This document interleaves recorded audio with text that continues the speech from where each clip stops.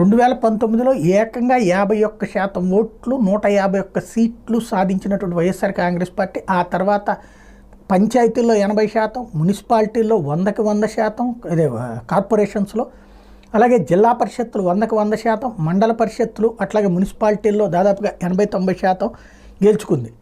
ఆనాటి వాళ్ళందరూ కూడా ఇప్పుడు తెలుగుదేశం బాట ప్రయాణించబోతున్నారు రకరకాల ప్రదేశాలలో. ఎందుకయ్యా అంటే ఈ 3 ఏళ్ళు జగన్ ఏమీ తినలేదు. ఇప్పుడు తినడానికి అవకాశం లభించడం, ప్లస్ తెలుగుదేశంకి స్థానిక అవసరం ఉండటంతో ఆ వైపు దిశగా అడుగులు వేస్తున్నారు.